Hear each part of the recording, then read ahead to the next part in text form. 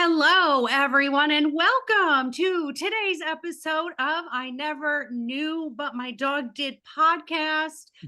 I am so excited about my guest today, and I don't know how we're going to get it all in an hour. We already just dove right in off air, but for all of you faithful listeners, I'll do my best to keep it at the timeline that I always do. But what's fun, I'm going to just say this before I dive into who she is. She gives me her story, and I'm already hooked because of the commonalities that we share. But the funnest part was when she said, "Oh, and by the way, I have a cute puppy." So I was in already, and you had me a puppy. So today, guys, I want to introduce you to my guest, Erin Riley.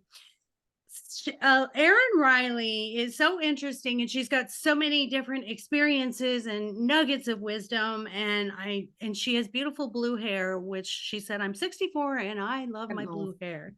Um, so here's Erin's story. So she was an emotionally neglected child with a generational legacy of stoicism and hiding painful truths. Erin had no real experience with love and healthy relationships. The marriage she thought would be her happily ever after led to 20 years of confusion, heartbreak, anger, and betrayal, all fueled by a malignant, covert narcissist. And we're going to talk about the difference between overt and covert. Erin has written a fantastic book, and it's called A Dark Force, 20 Years with a Covert Narcissist. I encourage all of you to go get it. We'll talk about where to get that. And it's a memoir, and it really, the reviews that she's gotten have been overwhelming. But on top of that, this is the coolest thing ever, is she was born in New York City and attended Trenton State College in New Jersey, and she studied as little as possible. She escaped to Los Angeles and quite by accident fell into what would become an exciting and influential 40-year career in the music and entertainment industries, choosing hit songs for major market radio stations and developing new artists, helping expose their music to the world. She led the Philadelphia Grammy chapter, dabbled in repertory theater before opening her greatest professional achievement, a children's music school called Rock and Roll After School, which taught kids to write and perform their very own original songs. And my hero, I aspire. In 2014, Erin delivered a TED Talk on her work with children. I could go on and on about you, but I'm not going to, because we want to hear from you. Welcome, our new friend, Erin Riley. How are you? I'm great, Maureen. Thank you so much for having me on your podcast today. And yes, I do have a very cute dog, and he's here in the room. So if we're lucky, I'll get him to come over at some point and say hi. And he's a Frenchie, right?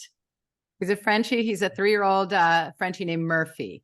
Oh my gosh. And they're so verbal and they're so energetic. And we have to, because we are on video and we are on YouTube. So everybody, I'm going to let you see our baby Murphy at the end. So here on I Never Knew, what we do is we start off with that knee story. And that knee story is really those moments that bring us to our knees where we're just feeling hopeless and helpless, and we just know that life is not the way it should be for us. And I know we have many of them.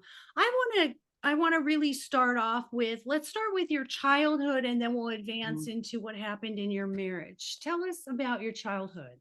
Well, along those lines, Maureen, I never expected to have what I wanted or get what I wanted until I was 18. So I learned to put my needs, to the side, because I had that reinforced regularly by my parents, who were those sort of 60s kind of Mad Men parents that said things like, do as I say, not as I do, speak when you're spoken to, right? Clean your plate. I'll give you something to cry about, whatever. They made up their own stuff. They were so dismissive to the kids. We treated like property. So but I didn't really know any different. You know, it seemed like all the kids were being treated or talked to that way by their parents. Little did I know that in more tender moments, those other families maybe had more nurturing moms, you know, maybe they didn't also have alcoholic dads, you know, and other dysfunction in their household. But regardless, my brother and I grew up in New York City. I was 2 years older than he was on the Upper West Side. In the early 60s when it was fairly safe. So we were independent. Both my parents worked.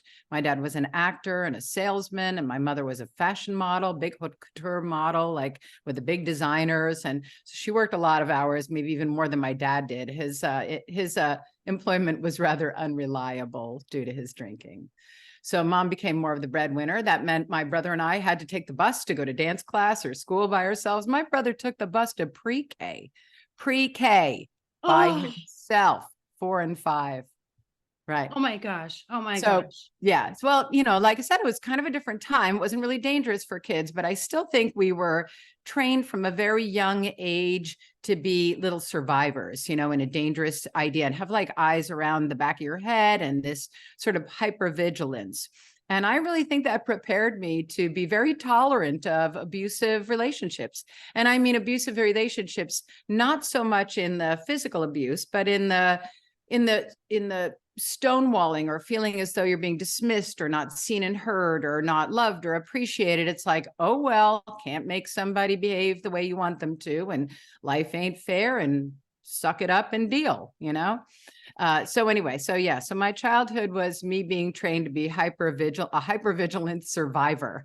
Thanks, mom and Wow. dad. Yeah. We moved real quickly. We moved to New Jersey when I was 11 years old because my father promised to quit drinking if we could get out of the city. And that was a temporary fix for 5 years.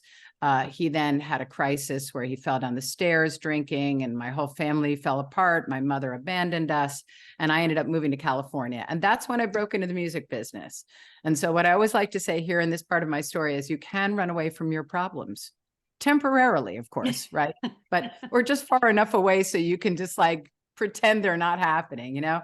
And so it was a great distraction. I didn't have people around me that reminded me of my traumatic childhood and family and my father's fall and alcoholism, my mom's narcissism, and all the things that I was dealing with, feeling as though I was a child with no agency, no person. I'm just a property of somebody else, and I have to follow the rules, and I don't get what I want, and I have to accept it. So when Wow. I got out to California, totally different story. I could breathe, you know? So that's when I broke into the music business. I was dating a radio DJ, and I used to go to work with him, and I thought, boy, that looks easy and fun, and easy and fun. And so I started teaching myself, and then I started interning, and I broke into radio in a really big way. I got to work in Los Angeles and Philadelphia and New York with major rock stars, and got to go backstage and meet everybody. And so all throughout my 20s, I had this sort of like enviable dream career, like a rock and roll princess career. And I think anybody who would look at me from the outside would say, God, that's, you know, that girl's got it all going on. But at home, I had 2 marriages, first to an alcoholic who poorly mistreated me. I wouldn't call him a narcissist, but he had certainly knew all the narcissistic tricks and how to use them when he wanted to. He's a good triangulator. He's a good blame shifter, avoider, all that. But my second husband, who I was with, who the book is primarily about, and that's the book over there behind me. I call him Fabio in the book, was with him 20 years. He is what we call a covert narcissist. And I had no idea what that was or that even existed. So, and I'll Yes. leave that there for just a brief moment. Let that hang out there for a sec. I I love all of that so much, and I aim always to ask the questions that the listeners are sitting at home right now or in their cars going, ask her this. I relate completely with you. The running away part of it. I got married at 18 and ended up in Germany at 19 years old with a 3-month-old baby. Um, you're correct. I grew up. I'm a little bit younger, just by 10 or 11 years. And we were the unsupervised generation, is what they call us, Right. the Gen Xers. Latchkey. Yeah, and Mhm. I remember being gone. We didn't have cell phones or anything to track us. We would be gone.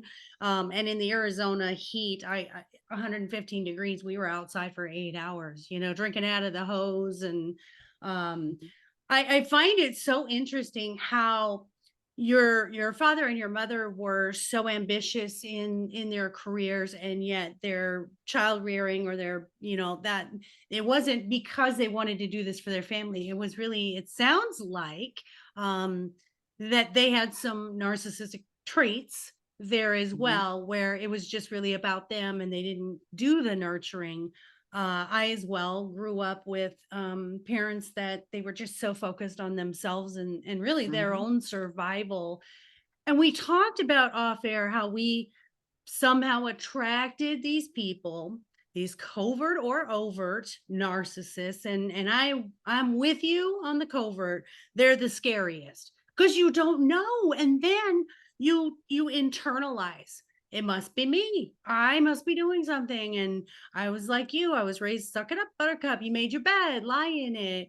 So let's talk about the covert narcissist and some of those traits and red flags that you talk about in your book, on how to sort of at the early stages, hopefully we can help somebody else recognize.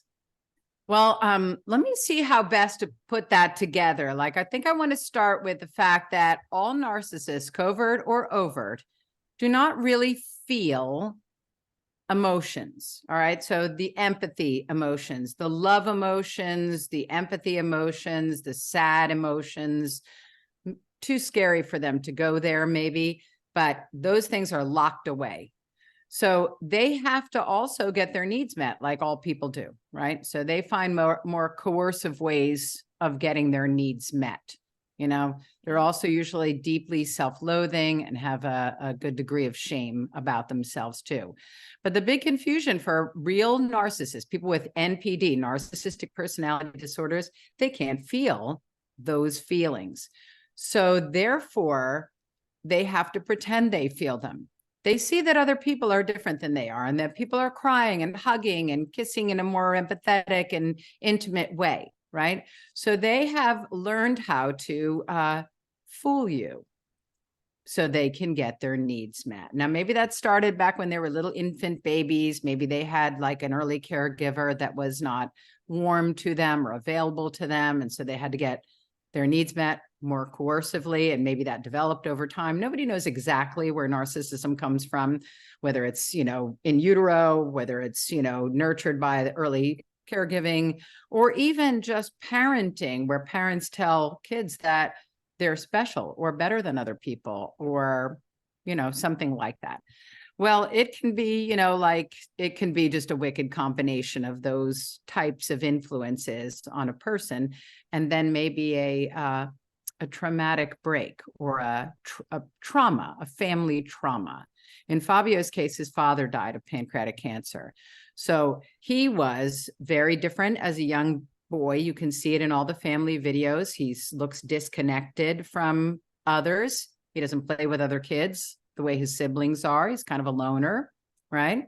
He seems annoyed if his parents try to touch him. He's like, get off me, right? So he looks different than the other kids, even when he's little. Now, where did that start? When he was 6 months old, 3 months old? I don't know. Like, he's a little different. So, but you can sort of see it. And then when his father died, when he was a teenager, after suffering other traumas, I think finding out from the teenage girls, you're not special. Like, he's not the big man on campus. So when the real world comes in and goes, you're not better than other people, and then his father died, he snapped. And so that disconnect in him, you could see it in his eyes. In my relationship with him, he would dissociate when he was really angry, and you could see him go right back to wherever his biggest trauma was as a teenager.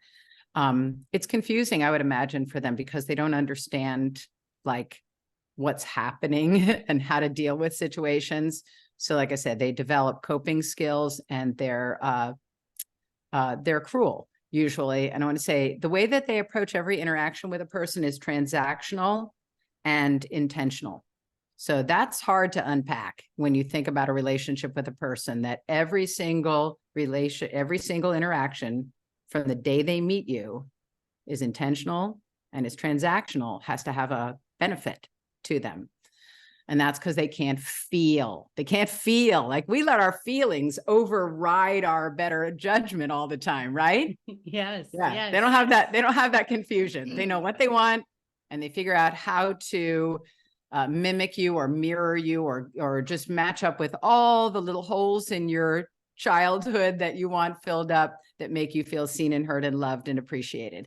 And then once they've got you locked up, their behavior changes. They see that you're a human being. Perhaps you ask them to put the toilet seat down or something, you know, rake the leaves, anything. And suddenly you're criticizing them and you're not perfect.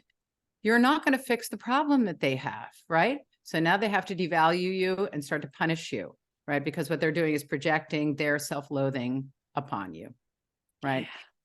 Yeah. Awful. So anyway, it's an awful existence for somebody who gets sucked up into one of these relationships. And it's easy to get sucked up because everybody has little, you know, little triggers from their childhood and little sensitivities. Everybody has little hurts from their childhood. And a narcissist can see that vulnerability in you and just go for the jugular. And they do it in the most charming way possible, whether they are overt or covert. And once they get you, then it's that whole cycle of abuse. You know, it's that, you know, devalue, discard, you know, hoovering, trying to get you back just to keep you in this cycle. And they find it kind of thrilling. Like that actually almost makes them feel abusing you. Like if they can't have that other good feeling, they feel powerful for making you feel smaller. So Wow. Oh my yucky gosh. existence. It's very bad. All of that is so good. And Mhm. I wrote down some words that really resonated with me. And it was coercive, transactional, and intentional. Mm, And the interesting thing is in my case and in many cases where you meet a narcissist, the beginning stages is the love bombing, and mhm. this is where they are so good at studying you. They literally study you to Mhm. hone in and remember those things that you need that will get them what they need. And remember, listeners, it's what That's they it. want in the end is to get what they need. They do not care who they hurt, what happens. It's all about getting some satisfaction because their self-esteem is so low that Mhm. the only satisfaction they get is by really manipulating and doing these things that most of us who have feelings, who are empathetic, who care about others, and we're self-aware, we don't do that to others, and we wouldn't do that to others. And so I love everything that you said. So that love bombing is when you meet someone, and I hear women all the time as a relationship coach that people will say, you know, he knows things or says things that nobody's ever said to me before, or he just gets me. Yeah, because he studied you and he's Mhm. figured out how he can put that line out there, hook you, and keep you in. And like you said, it's a cycle when you start figuring them out. For me, my biggest emotion is guilt. And whether it's my children, whether it's whatever, I was raised by um a Irish Catholic mother, and that was the thing, is Mhm. guilt is a big thing, shaming you and guilting you. And so the narcissist in my life knew how to do that. And so Mhm. that cycle was like, nobody else is going to take care of me, nobody else cares, and my guilt is what kept me in that cycle. What do you think kept you in that relationship for that long? We talked about it's not that you're not intelligent, it Mhm. has nothing to do with intelligence, listeners. It's we all have a void that we look to be filled. What do you think kept you in your relationship, Erin? I come at codependent behavior, which is something just to look up. There's another whole bunch of stuff to learn. A lot of times, coverts and covert narcissists and codependents end up together, but uh, I'm coming from a slightly different place. I think because my impression of myself is that I was strong. I thought that I was Mother Teresa. I could fix him. I could change him. I could make him happier. There were so many things I liked about him. So let me just say that, you know, he was tall, he was attractive, he liked the warm weather and the beach. He could fix anything that was broken. He was like MacGyver, not just build me a kitchen. He could just fix anything that was broken in the house. He changed the oil in the cars. He did everything for me. He would get up on the roof with like one of those things in the chimney, like a chimney sweep. Everybody else hires a chimney sweep. Not my husband. My husband's on the roof. And all the girls in the neighborhood are like, oh, you're so lucky. You know, he's such a man and all the. So I felt like, I think I wanted to be taken care of. You know, I had to take care of myself so much as a child because my parents were working and gone and had that just attitude that we should just raise ourselves. And again, you know, that comes from their parents, comes from their parents, and the immigrant mentality. It's just, you know, it just keeps coming until somebody breaks it. And that's my job. And that's why I wrote a book, you know, is to kind of break the cycle, the generational cycle of trauma in my family. And, but yeah, so, I wanted somebody to take care of me. I moved out to California by myself when I was 19. I paid all my own bills. I broke into my own career. You know, I had to take care of everything. I bought my own first house by myself. All those things made me feel like I'm alone in the world. You know, I've always been alone in the world, and secret, we all are. But anyway, in the end, but yeah, it made me feel taken care of. It made me feel as though I could just sit back and he would like pay the bills, or he would pick me up from the airport. My God, what a luxury to have my husband come pick me up from the airport. Made me feel loved anyway. So it's like that. I just wanted to feel taken care of, and all the bad behavior I would make excuses for because it reminded me of my parents and their bad behavior. Very familiar, same bad behavior, of course. Right. So it was that. You know, it was, I wanted to Yeah. feel like a little princess and that I was being taken care of instead of feeling always like I was the whatever, the Yeah. independent one. So that's it. And it really is that uncovering of what is our love language. And for you, acts of service is your love language because mom and dad didn't do any acts of service. So Mm. it's interesting. Those things come out, and there it is. We can overlook all the bad behavior because, wow, he does all these things. And when we don't have Mhm. enough love and self-worth for ourselves, we'll take what we can get. And Right. I found that in my relationships as well. It was like, well, he does this and this and this, and he might, throw me It's my around. cognitive dissonance, right? It I have is. excellent cognitive dissonance skills, and it's supported by all my neighbor ladies all going, oh, your husband, he's so sexy and handsome and he does all these things for you and you're so lucky. And my husband's just sitting on the couch watching the game with a beer in his hand, right? Never takes me anywhere. Well, guess what? He also doesn't verbally and emotionally abuse you and cheat on you and steal things and whatever in the house. He's just like on the couch having a Sunday, right? Yes. Right. Oh But my they don't see that. They don't see what's God. happening. But I'll tell you, this is the most important thing I want your listeners to hear me say. Learn to feel, trust your gut, like learn to feel your feelings and recognize your feelings. Slow down, because there's a lot of people like you and I in the world that are, like I said, we envision ourselves as tough and strong and we can take it and we're going to help other people. We're helpers, and we make excuses for others who are not doing as well or not treating us well for whatever reason. Well, I say, slow that down, check in and say, how does Maureen feel here? Yeah. Maureen Yeah. feels like she's got a rock in her stomach. She didn't like it, right? That's Yes. when you stop and go, why do I feel like that? I feel like that because somebody just said something to me that hurt me.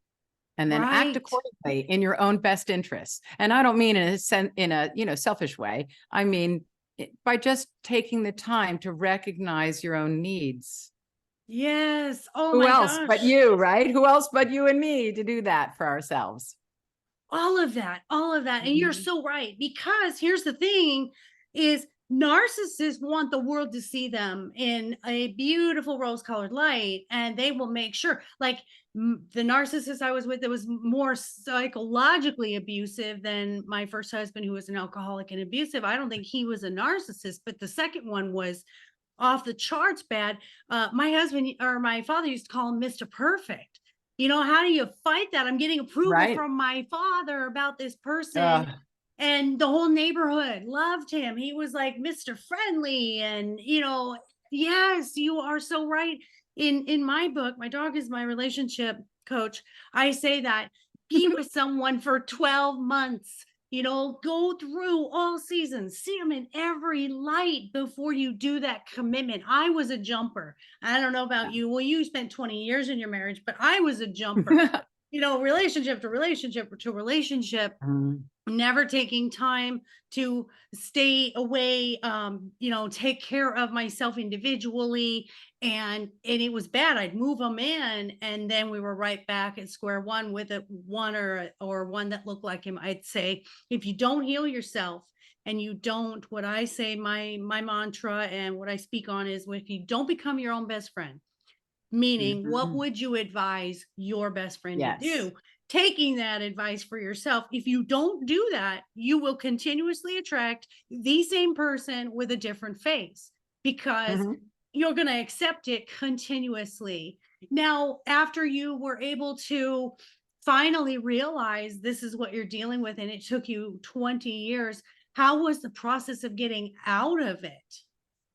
Well, talk about a little shame here. I did not extract myself from this relationship, not in a firm way. Basically, my husband and I were building a house in Panama, on an island off the coast of Panama, overlooking the Caribbean, to retire to. And that's a little thing they call in narcissistic relationships called future faking. So we were building this house, and this is when we were going to be happy, and he was going to be relaxed, and he was going to be retired, instead of, we were running a children's music school, and he was working full time at his job. And, we were so stressed, and we had to, he hated the United States, and it's cold, but I'm going to be happy there. And I so wanted to believe him. So I continued along this path with him, building this house overlooking the Caribbean. $300,000 of our money went over there over a period of 8 years. Well, what I didn't know is, because his father was a federal judge, and because he was fluent in Spanish, I let him set up all the corporate paperwork in Panama. Well, he gave himself a majority interest from day one, back in 2012. So he was going to make sure that he had the upper hand if he needed to take that house from me at any time. Who knows how long he had a girlfriend stringing along, but right at the moment that we were going to move and retire, we sold our house, sold the school, and I was moving to Panama. His threatening behavior escalated to a point where I've had to lock the door, and I thought he could hurt me. And it's another important thing. If you're in a relationship where you're questioning whether or not, because they're good, bad, intermittent reinforcement, all right, if you ever see them dissociate, or if it starts to escalate to a frightening level, that's right before they're going to discard you. They've either got somebody new they're going to, but that's the real person. That person you see at the end of the relationship that's scaring you. You're frightened of your partner, frightened. Okay. That's the person they've been all along, that they've been covering up. So that's who you're looking at. So if you ever see that, that's who they really are. Everything else has been like an act, like they're Academy Award winning actors, those guys. So that said, he got down there, pulled all the paperwork, pulled the rug, stole my $100,000 prenup, most of the cash, transferred the money, moved a different girl there, divorced me, boom. I'm 59 years old. I was 4 days short of 60 years old, and I'm divorced. That said, it's a blessing, of course. Of course, I get to live the rest of my life. And I was able to, I was listening to one of your other podcasts about a woman and her journaling, and so I also started journaling after this horrific trauma and robbery and abandonment and all of this crazy thing. And just less than a year before the pandemic, like crazy, just the whole world was going crazy for me and everyone. I journaled a lot, and that journaling is what turned into my book, A Dark Force. Right. So it not only helped me get it out of my system so that now it's in a book and I can almost close the chapters and say it happened in the past to somebody else, but it can also go out there into the world. It can help other people recognize it so they don't maybe spend 20 years, we got a psychological testing done right before we went to Panama, and the results of that were quite frightening. And I think that was the first thing I really saw where I thought to myself, my life is in danger and I can't go. So I didn't divorce him. I just couldn't go to Panama. He went alone ahead of me. And then everything started, getting unraveled, like whatever the TV channels, the passcodes, the credit cards, the Easy Pass, the phone, everything goes like crumbling bricks everywhere. But then it was over. It was over quickly. And I assume I haven't checked, but I assume he's still down there, and lots has gone really well for me. Not only did I write a book, but I'm writing a screenplay on it for a 6-episode limited series for TV. So wish me luck. You don't need luck. You don't need luck. You've got this. You've already manifested it. We are manifesting it for you. I already know it's going to happen. I have full body chills right now. Oh, God, I just relate to you so much. It's just insane. I And can't believe your first husband was an alcoholic with narcissistic traits, but not a narcissist. And your second one was a full-blown covert narcissist. Twin yes, sisters. that's what I'm saying. I was mind blown. And listeners know I say this every single time. If you are sitting in front of me, we have a connection, we have a synchronicity, and we have an alignment for some reason. And like I said, the second one was worse. It was 6 years. And I haven't really talked about this, and I don't even think I talked that much in my books about this. And you're bringing this out in me because I love, like you said, we are pay it forward women. In my darkest moments, I always said, if I can help one person. And my narcissist, he wouldn't leave. He wouldn't leave my house. Like, I kicked him down to the guest room. I contacted all of his family. No one would take him. I had a travel trailer where he went and he started staying in the travel trailer in the storage lot. He wouldn't give back the trailer after I finally was like, oh God, he's gone. One night, and this is crazy. This is, you look back at these things and you go, how did I'm so sweet. How did I do this?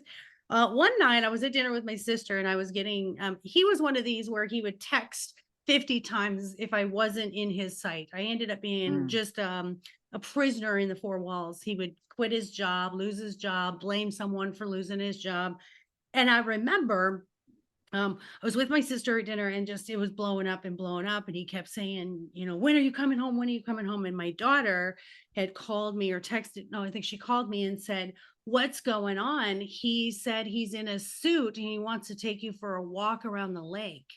And when you talked about when you're in fear, You're getting that pushed was, in. yeah. Oh, that was the moment. I'm like, all I could picture, I'm a true crime junkie, of course. And all I could picture is I'm going to die. I'm going to be dead. They're going to find me in the lake. And I come home, I lock myself in my bedroom door, and my balcony oversaw the backyard, and he's pacing and crazy drunk and just losing it. And I finally called his father and said, you better come now because I'm calling the police. Because I finally had a reason, like disorderly conduct, whatever it was.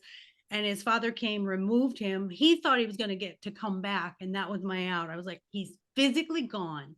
I have a standby for the police to get his things. Under the police nose at the standby, he leaves a 7-page letter. He sabotaged everything, which I love that you were saying that he canceled my cable. He disconnected the gas from my barbecue, could have killed us. The garbage disposal, he went around and sabotaged everything. And then he would contact me and say, do you need help with anything around the house? And my harassment from him got so bad that he did end up going to prison for 90 days for aggravated harassment. I had over 350 phone calls, texts, and contact in 1 month. So doesn't it suck that it takes that much? Just real quickly, did you see the TV special that was on Netflix called Made with Margaret Qualley and Andy McDowell? Do you know what I'm talking about? No, I don't. Well, just real quick, write it down. Made on Netflix. And Andy McDowell and her daughter, who's a fine actress, her name is Margaret Qualley. And it's a woman that's in an abusive relationship that's both verbal and physical. But her husband will throw a glass next to her face, right? So this girl can't get herself taken care of by the system or get herself any protection for her and her daughter. And every time somebody says, why don't you call the cops? She says, and tell them what? He didn't hit me. Right. Right. So it's even in TV already. And I just think there needs to be more of that awareness brought forth because things need to change. And listen, things do change, but they change slowly. And I don't think people have realized, covert narcissism is really an epidemic. And I think becoming worse between social media and the way that people hide behind false profiles and just fake lives. And also this, everybody gets a trophy way of raising kids now, where our parents who they sort of flip that inside out and say, instead of ignoring the kids, we're going to put all the focus on the kids. Right. So I think Yes. that's raising narcissists. So we have some real Yeah. problems. And I think if you can, all you can do is, like I said, right in the beginning, you're on your own, kid. Like Taylor Swift says, you're on your own, kid. So learn to protect yourself. Yeah, there's Yeah. definitely not enough Educate yourself. accountability today. And that's what we can speak to, especially since you had a school for children. You can see it starts in childhood. All of this Mhm. stuff starts in childhood. Um, and really making our children accountable, letting them experience failure. Let all of those things that you're supposed to experience, let them feel the feel. Stop protecting these children and putting a Mhm. pillow under them, because they're going to have to learn at some point, or they're going to cope with other methods, whether it's addictions or whether it's narcissism Mhm. or whether it's whatever. It starts in childhood. It really, really does. And like you Always said, does. we don't know if it's nature or nurture, but I can say this, guys, listeners, narcissism is not a mental health disorder. Okay. This is a personality disorder. And the only way for someone to overcome it is A, recognizing they are one, and B, seeking cognitive behavioral health therapy to change the behavior. Well, guess what? Only 5% of any narcissist in the world ever seeks treatment, because they don't see it. They don't recognize it. It's so deep rooted in, I need to survive. I need to get what I need it by any means necessary. So it's the extreme side of, as my lovely guest Erin said, hypervigilant survivor. It's actually the extreme side where I'm going to do whatever it takes and I don't care about anyone else. I have no feelings about that. Right. That's the thing. No matter how much training they get, it's still training. Like anybody who understands anything about autism, understand that autism exists on the spectrum. There's all kinds of levels of autistic ways that autism can present itself, from very high functioning to very low functioning. Well, narcissism is the same. You and I have a degree of what they call healthy narcissism, to be able to even be seen here on camera and think people want to listen to what we have to say. Right. So, Right, right. right. So there's a healthy level of narcissism for everybody. There's just a point along that scale where it becomes at a disordered level, and that is where they really just can't feel. So no matter what you're teaching them about what's important in interactions with other people, they are learning it the same way an actor would learn their lines. When an autistic child would learn how to shake somebody's hand, it wouldn't be because somebody reached their hand out and they automatically understood by inference to copy that. It would be that their teacher said, when somebody does this, you stick your hand out, right? So they can be taught just like an autistic person can. But I don't think they're ever going to heal in a real meaningful way to be a real viable, intimate love partner. Yes. Mhm. Oh, what a beautiful analogy you just gave. You're absolutely right. That's It's sad. That's the part that makes me sad. It really does. Like, I honestly still feel sorry for my ex-husband, not a lot because of all the stuff he pulled. But I feel sorry that he lives in that kind of a prison where he's not genuinely happy or can yeah, be genuinely vulnerable with somebody. That's really just heartbreaking. I And it's not just, agree. I'm a guy, so I got to be tough. It's a lot deeper than that. I So, just think of how empty that life must be, because for me, I crave genuine, deep connections. I can't even do superficial small talk. Like, I have a very small circle because mhm. I need such a deep connection. And I can't imagine going through that life and never having that deep connection, even if it's your parents and your sisters or siblings or, They can't feel. yeah, Right? yeah. They You, can't feel, you feel that connection, right? When you're talking to somebody, you're like, you feel that energy transferring back and forth between you of connection, right? That's what makes people, ugh. Anyway, they don't got it. They don't got it. It's all this acting. I can't Anyway, even, it's like, being blind and you trying to tell me the color red. It's just, I can't imagine it, because you got it.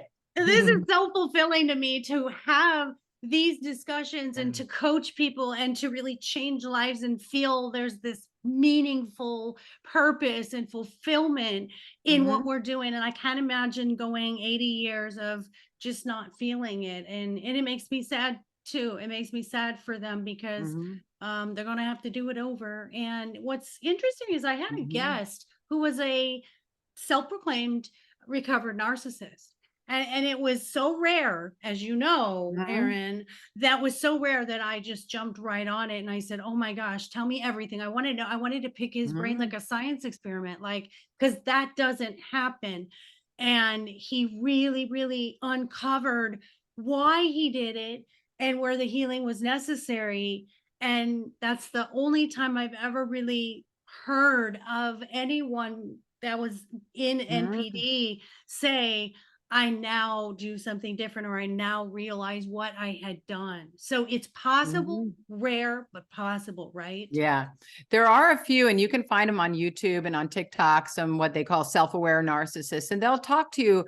I don't know how many consider themselves healed, but I know that they are the ones that I've seen are self-aware, and they can tell you what their thought process is as they are introduced to a situation, right? So you can learn a lot from them telling you their own secrets of how they perceive and choose people and, select a person, target and select a person, right? Wow. Oh, Aaron, if you and I only had Mm. internet and a podcast back when we were, out there in the world. Oh man, and this is why I love doing this and having Mhm. you, because man, how many people can we like really help be aware at the early stages and just say Mhm. walk away. You can walk away. And I never believed I could walk away.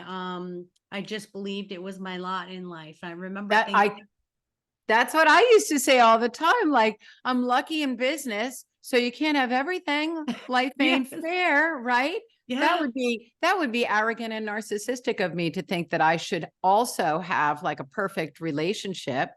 Honestly, I would have traded a better relationship for a lesser career. I think anybody would have done that almost. But yeah, I used to think it was my lot in life and that I was unlucky in love because my parents didn't have a good marriage, you know? So I just have to accept that. That's not something I'm good at. So we'll focus on the things that are good, right? Yeah, So yeah, I think it really another is. important thing I just want to mention is that so we want to help people prevent people from getting into these relationships by, learning about love bombing and mirroring and these things we're talking about. But I also want to just address some of the people like you and me who've been through these relationships for long periods of time and lost decades of our lives, right? There are people that are also they can't leave a relationship for whatever reason. They are either out of the workforce for 20 years and don't have skills to work and earn money for themselves. We're lucky that we can take care of ourselves. Or maybe they have an illness. There are people with an illness that can't get away. And there are things you can learn to protect yourself, even if you're stuck in one of these types of relationships or your boss is narcissistic and you're trapped. There is gray rocking and just there's so many resources on YouTube and online. So, like you were saying, your podcast, other podcasts, Dr. Romani, lots of people that are so helpful to help you understand this stuff so you can figure out like how to evaluate the people in your life. Is this person a good choice for me? Right? Yeah, I've lost half of my friends. I'll be honest with you, because I had to recognize that some of my friends were also similar to my husband. And that's my choice and my tolerance of it, et cetera, et cetera. But, I think everybody should write a book about themselves. Not everybody needs to release it, but boy, there's a lot to learn. I had no idea that my bigger problem was my mom. I used to always think it was my dad because he's the one with the visible problem. He's the alcoholic, right? She right, seems right. like she's getting stuff done, right? But it were the words that she said and her lack of warmth and nurturing that actually taught me, conditioned me to be tolerant of abuse.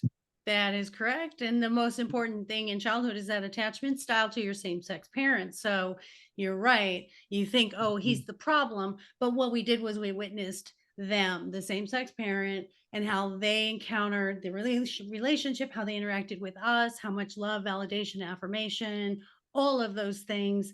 And I'm an act of service as well because my mother always provided very, very well. She was unable to verbalize affirmations or say I love you or hugs, no affection. So I'm Mhm. like you, the service part was like, who's if you're gonna do something for me, you must love me. Because my Yeah. mother, that's how she showed me love. So I relate so much to you, and you're Mhm. right. Um, but what's interesting is what I've noticed is, through the coaching, whether it's the dating coaching, the relationship coaching, is when you start building that love for yourself. And, it's a marathon, guys, it's not a sprint. But when you start building that love for yourself, you find that the doors of choice open. And you walk through Mm, those doors of choice when you thought you didn't have any opportunity, you didn't think you had a choice. Suddenly, these doors open because you believe now that it's possible and that you can do it. And the bravery that comes with it is priceless. And that's what brings that mhm. change, and you being able to get out of that and to learn to really value your worth and be your own best friend, right? Yep, absolutely. Now, in my head, I'm a little different in one, from many people, because I think most people absolutely will identify with exactly what you've said. I didn't, I didn't not love myself, right? Mhm. But I thought that self-sacrifice made me an even better person. I'm like even more evolved because I can do without, I'm a good martyr kind of a thing. But, when they say actions speak louder than words, my actions against myself by allowing abuse is the not loving myself, right? Like I am not sticking up for myself. And that's sort of the practical application for I thought I was a nice person, good person, helpful, talented, kind and hardworking. I thought I had a lot of good qualities. I didn't think I was deserving of abuse or, didn't deserve a good relationship. I just thought more like you. Oh, well, I guess that's my lot in life, right? Yes, Not. I And I'm 64 and it's never too late to have this happy life. Should I bring that's right. Murphy up now? I think I That's should. right. I think that Yes. Murphy's on cue. Murphy, are you Come here? Come here. here, Hold baby, on a baby. second. Okay. Oh my gosh. Do do Come do here. do. Wait till you. Puppy. He's probably half asleep and does not want to say hi, but here he is. Hold on. Oh There's Murphy. my goodness, So Murphy. who needs a narcissistic husband when you can have a Murphy? Oh my God, Isn't he honey, something, sweet Nikos? baby. You guys, oh my God, Isn't he you great? have to see this podcast on YouTube because the baby.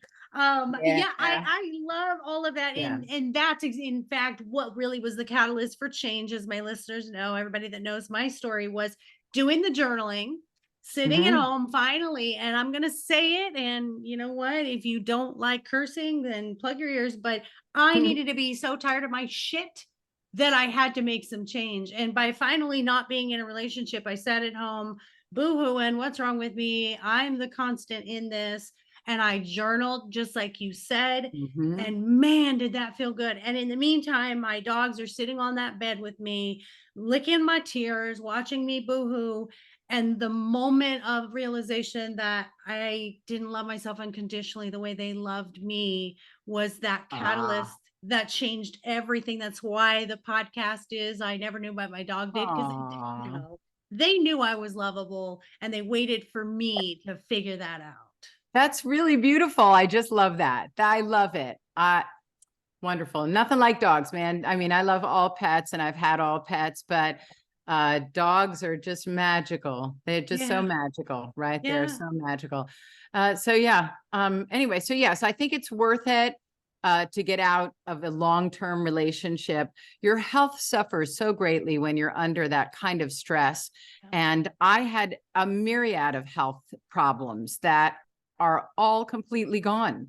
I even had like a weird little thing, like a patch of eczema on my back that wouldn't go away. That's been gone for 5 years, right? So Yeah, I you did don't even too. realize it, right? So those are important things. As you get older, your health is more and more fragile. So, keep that in mind. Care for yourself and your body It's because it's really. overspill. It's emotional overspill. When your mental health is not well, it overspills. I ended up with cervical cancer. I was walking with a cane at 38 years old with such excruciating back pain. I mean, look at all that trapped And look at you energy. now, right? Look at you Hey, now. You're full of energy. You're flexible. You're beautiful. Jesus, right? I'm sorry. Well, anyway, I didn't mean to take no. the Lord's name in vain, but yeah, No, it's crazy. seriously. You Stress did. is so much more damaging than anybody could possibly believe. Yeah. So Yeah, You don't even realize it because it comes on so slowly when you're in these sort of subtle abusive situations. And when I say abusive, these are people who are dismissive to you, where you say something and they kind of shut you down, or they don't answer you for a while, or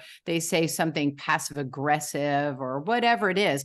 It doesn't seem like it's that bad. They're not screaming and yelling and throwing things and hitting you. But the long-term, chronic effect of that devaluation will destroy your wellness, your being, right? yeah, So yeah. save yourself. Always save yourself. It's erosion. It just chips away little by little, guys. So as we wrap up, God, everything was so fantastic with you. I want to know where we can find you, and then I'm going to Oh, ask you yes. a fun little question because our conversations are always so deep. I like to leave on a high note. So tell us Hmm. where we can find you. What's your website? Where's your book available? Tell us where we can reach out to the fabulous Miss Erin Riley. Thank you so much, Maureen. I am really everywhere you would look. I'm everywhere. So I have a website, adarkforce.com. Okay. So you can buy my book there. You can buy autographed copies of the book. And also, just for those of you with a little sense of humor, voodoo dolls, just in case. Everybody needs one. So that's my website, but the book is available everywhere. So Amazon.com, it's available on barnesandnoble.com. You can order it in a bookstore. It's in some libraries. It's everywhere. I've got an ebook, like a, whatever they call that, Kindle book. Mhm. I have a paperback book, and I did my own audiobook and I read it. And I found out that only 10% of authors read their own audiobooks. And let me tell you, that's the hardest thing I ever did. Reliving it and fighting, again, and re-going through all that stuff. It was very hard. But it's the audiobook's doing really well. So I think people appreciate hearing the audiobook from the author, from the person it happened to. So, I can so there, appreciate everyone. that. Yeah, Yeah. So I did Audible, not do everything. my own. And actually, Uh, so many people said, I wish I would have heard it from you, Maureen. So if I Next ever, one. yeah, if I ever do it again, I definitely will do my own voiceover. So thank you. So that's a darkforce.com, guys. Please go order her book. Please reach out to her. Any Amazon. comments? Oh, I'm also Instagram, Facebook, TikTok, everywhere. And I just wanted to say I'm so proud of my Instagram. Last thing I'm just going to say here is that Fabio did all of the design work, all the Photoshop work when we were married together for the children's school. And he would use that to like poo-poo me, like it was too hard for me to do. So I make all my own memes for my Instagram, and they're all narcissism, like funny, and some of them are self-love and wellness, and some are excerpts from the book, and I'm very proud of it. So it's at a_dark_force. Please follow me on Instagram. It's my favorite place to be. We're connecting on everything. You and I are going to connect on everything. And so anybody who connects with me, or if you're following me, you're going to also be able to see her. Thank And you. I think that's fantastic, especially at our age. It's so hard. Old dog, new tricks. Yeah.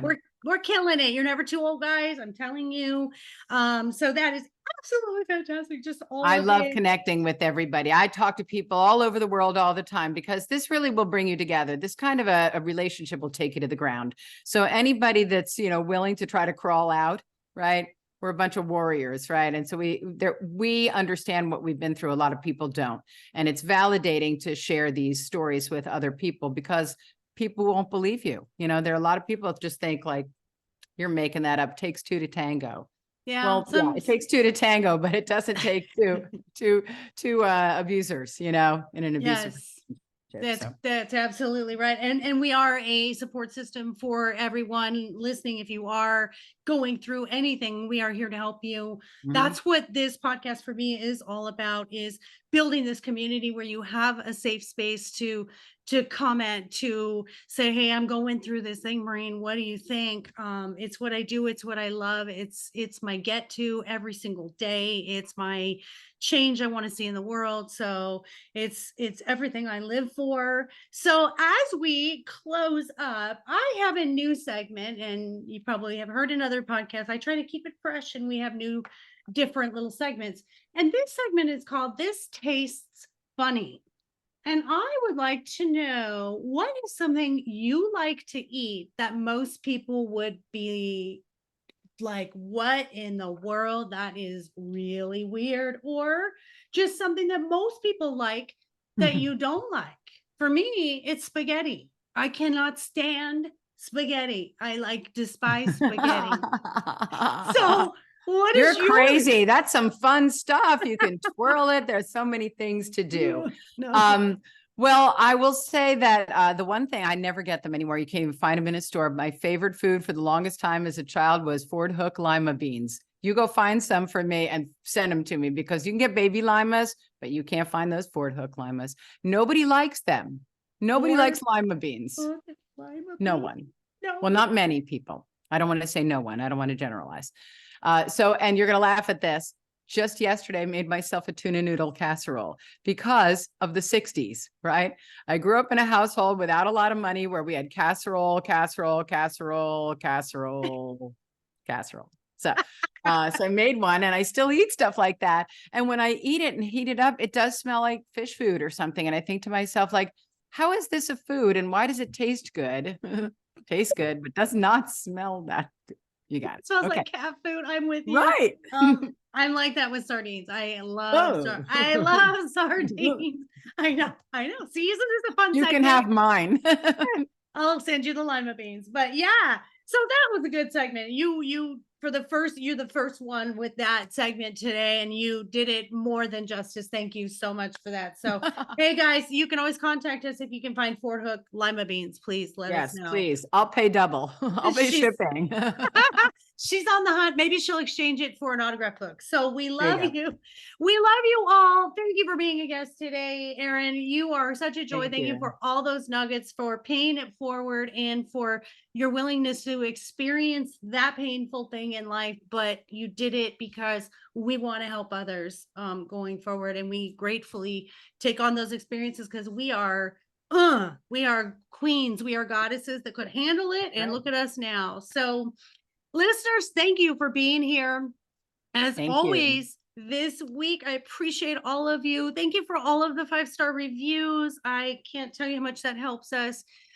Please do not forget to go also on Amazon, Barnes and Noble, Walmart, Target, Outskirts Press for my books. My dog is more enlightened than I am, and my dog is my relationship coach. And I'm in the process of publishing a children's book right now because mindfulness starts when we're children. And so I'm hoping to change the next generation. So look for that coming. And also do not forget to go to our dog boutique. My dog is everything.net, where I make personally in my kitchen homemade healthy treats, only 3 ingredients, no preservatives, no additives, nothing that is harmful to your dog, no xylitol in the peanut butter, none of it. I do all healthy stuff. Plus, we have a lot of Murphy needs definitely some clothing. We have clothing, we have hats, we've got cowboy hats, we've got paw washers, we have anything you need for a puppy, we have it. So again, mydogiseverything.net. All of that stuff is there for you. And I thank you all on this beautiful, beautiful day. Take care. Take care of yourselves. Take care of each other. Most of all, please take care of those furry babies. Until next week, I love you all. Mwah, mwah, mwah, mwah, mwah.